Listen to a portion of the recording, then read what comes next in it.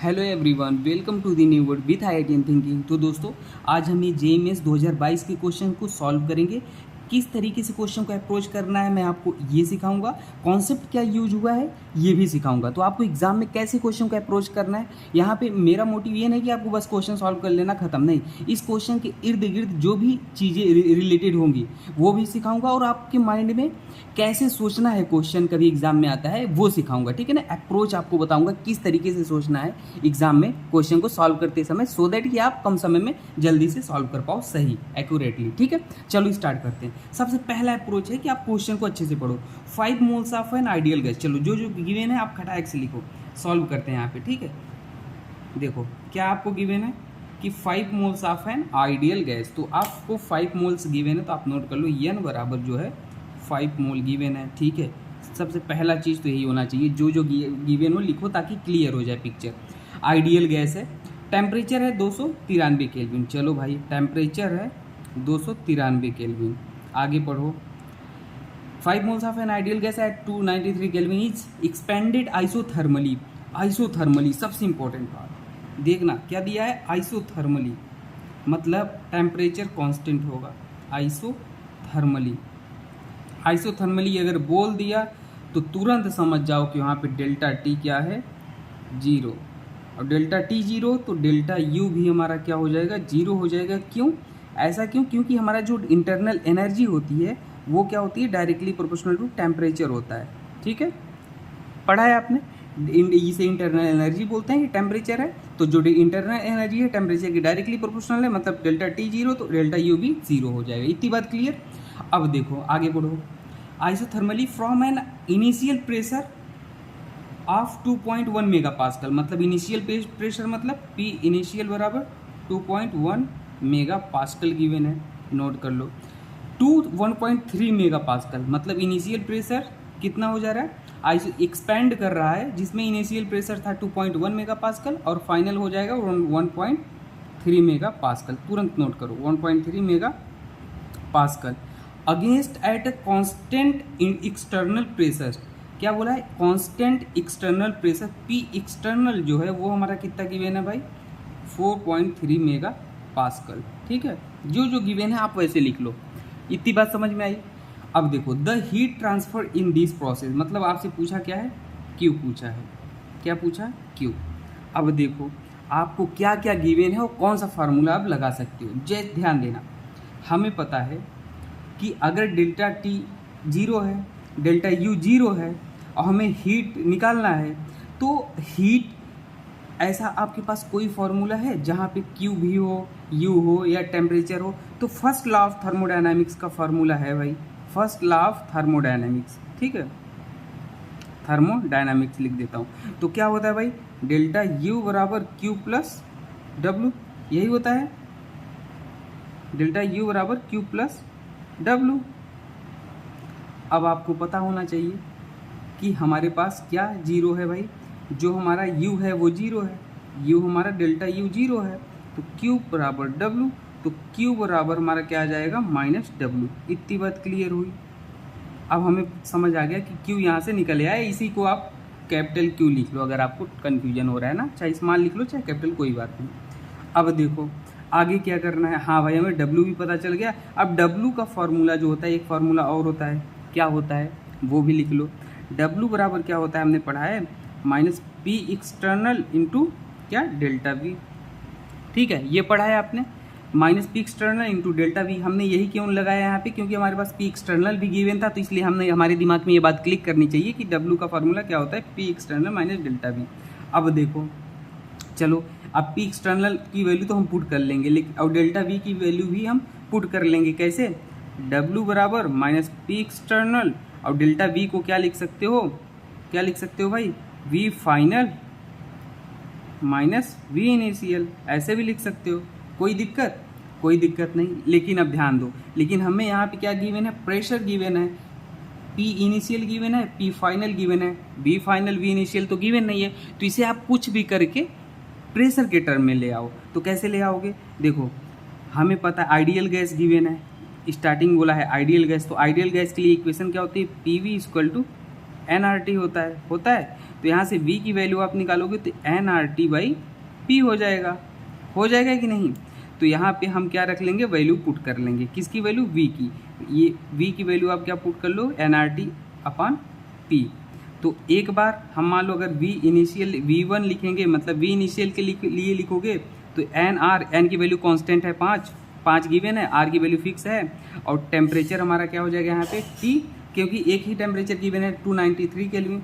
Pressure बदल रहा है तो यहाँ पे आप P1 लिख लो, और v फाइनल की जगह क्या लिख लोगे, nRT/P2 लिख लोगे। कोई दिक्कत यहाँ तक, कोई दिक्कत नहीं। अब देखो आगे कैसे करना है। आगे आप इस वैल्यू को ये 1 और 2 को आप इसमें पुट कर दो इक्वेशन में, ठीक है। तो W बराबर आप क्या लिख दोगे, -P एक्सटर्नल, और nRT, देखो nRT कॉमन है तो इसे कॉमन लिख लो, n into R into T, और कॉमन कर लिए तो 1/P1। देखो वैल्यू यहाँ पे पुट करोगे तो कॉमन करके हम डायरेक्ट लिख रहे हैं, तो 1/ क्या हो जाएगा, लिख लो आप P2 माइनस P1।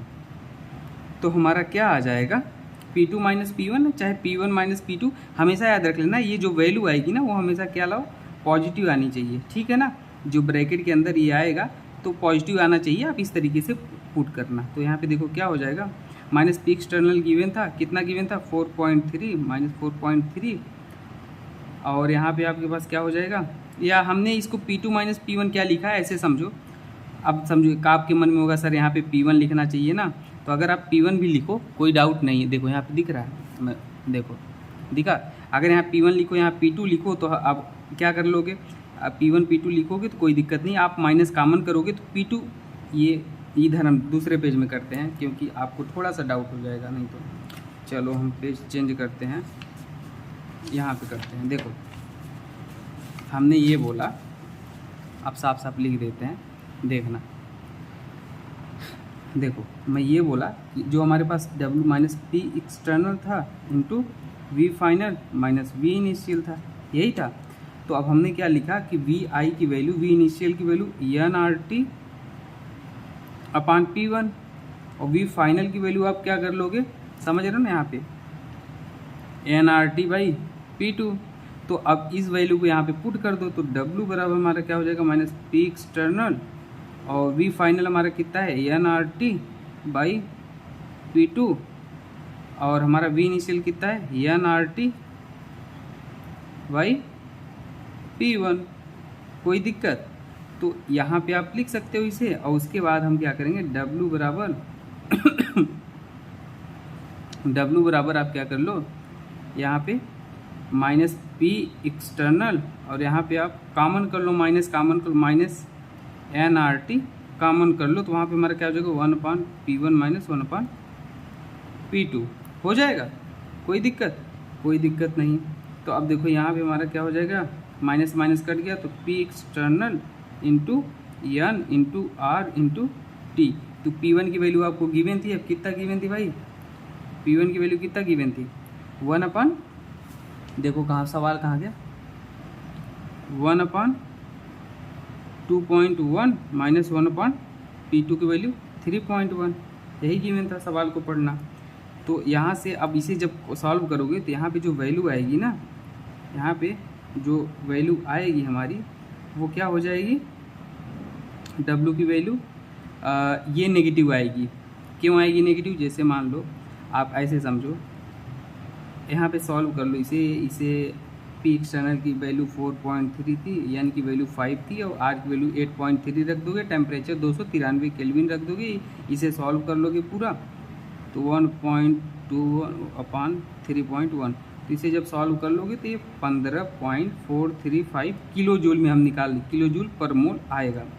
तो अब कोई कहेगा सर ये नेगेटिव में वैल्यू आ रही है, ठीक है, तो याद रख लेना जो डाटा होता है ना हमेशा इसको ऐसे रखो, यहाँ ये जो ब्रैकेट वाली, स्पेशली ब्रैकेट वाली चीज़ होती है, ऐसे रखो कि हमारा क्या आ जाए, पॉजिटिव आ जाए ये वैल्यू। तो ये 3.1 यहाँ होगा, 2.1 यहाँ होगा, ठीक है ना, वो समझ में आ जाएगा। नेगेटिव पॉजिटिव का तो क्वेश्चन में कोई रोल ही नहीं था, तो हम अलग केस में डिस्कस करेंगे। एक्सपेंशन होता है तो क्या होता है, work done by this system क्या होता है, पर यहाँ पे वो लोचा नहीं था। तो यहाँ पे हमारा जो W आ जाएगा इतना आ जाएगा, तो हमें पता था। यहाँ पे देखो W किसके बराबर था, ये देखो Q के बराबर था, W Q के ही बराबर था ना।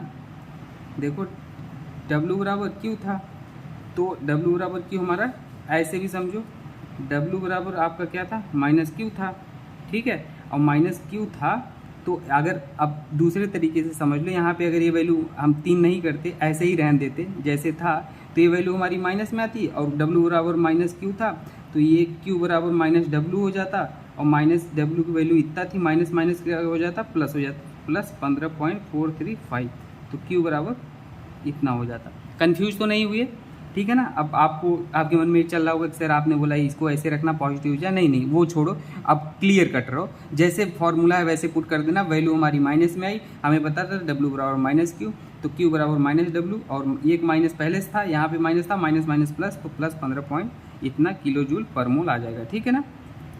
ये मोल कॉन्सेप्ट में करते हैं जब 1/λ बराबर RZ का स्क्वायर फार्मूला नहीं लगाते, NF final minus N initial, तो ये वाला तब करते हैं। और केमिकल काइनेटिक्स में करते हैं जब T1 होता है ना, केमिकल काइनेटिक्स में ln K2/K1 बराबर EA/R 1/T1 - 1/T2, तो ये वाला पॉजिटिव आना चाहिए फॉर्मूला में, वो मुझे याद आ गया, ठीक है ना। तो यहाँ पे ऐसे कर रहे थे, कर लो ऐसे, ठीक है, कोई दिक्कत नहीं होनी चाहिए। चलो मिलते हैं नेक्स्ट वीडियो में दोस्तों, ठीक है, थैंक यू।